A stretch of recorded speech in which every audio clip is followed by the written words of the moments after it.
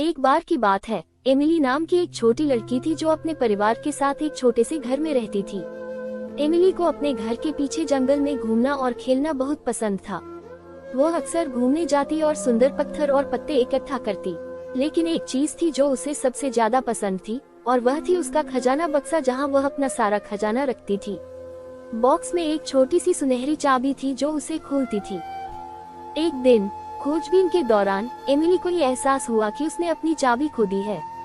उसने हर जगह ढूंढा लेकिन कहीं पता नहीं चला। वह बहुत दुखी थी और उसने सोचा कि वह फिर कभी अपना खजाना बॉक्स नहीं खोल पाएगी। इसलिए उसका मन बहुत ही दैक हुआ। निराश होकर उसने घर वापस जाने का फैसला किया।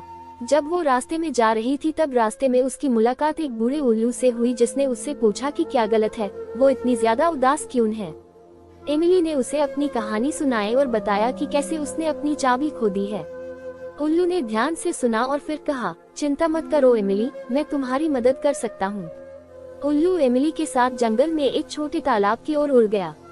उसने उसे ध्यान से पानी में देखने को कहा और वहाँ उसने देखा कि उसकी चाबी तालाब की तल पर चमक रही है। उत्साहित होकर वह अंदर पहुंची और अपनी चाबी वापस ले ली। एमिली अब बहुत खुश हुई और उसने उल्लू को उसकी मदद के लिए धन्यवाद दिया। वो अपने खजाने के डिब्बे की ओर भाग गई और अपनी नई मिली चाबी के साथ उसने उसे खोला और अपने सभी खजाने को देखकर मुस्कुराई।